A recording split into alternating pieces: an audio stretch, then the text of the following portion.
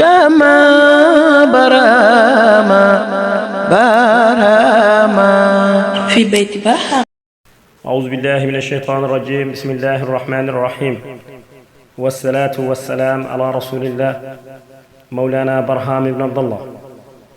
mbokk yi liñ fas yéene def mooy luñ baaxoo woon di def te mooy saa su nañu jël dars ci téere Mawlana Cheikh al Islam boobu di Sayrul Qalb. tey nag ñu ngi fas yéene def ñaar fukk ak ñeenteelu tomb. bàyyi mi ngi naan bi multazamin wal muslimuuna dawiyuhum bi zikrin wa takbirin taral kulla ahrama. You will see at Multazam the Muslims making their pilgrimage while shouting the divine invocation. Vous verrez à Multazam les musulmans faisant leur pèlerinage tout en criant l'invocation divine.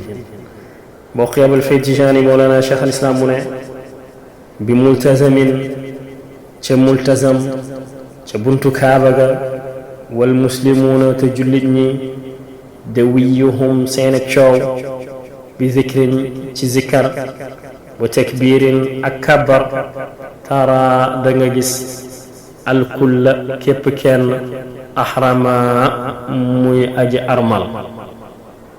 mbokk yi Abul Fayd Tijaani Mawlana Cheikh al Islam mu ne boo ñëwee ba ci multazam te mooy barab ba nga xamante ne mi ngi nekk juste buntu kaaba ga boo seetloo di nga gis jullit ñi foo toll yaa ngi dégg seeni coow te coow boobu du dara lu dul tudd yàlla waaye itam màggal yàlla waaye itam boo xoolee di nga gis ñi ñëpp a ngi armal.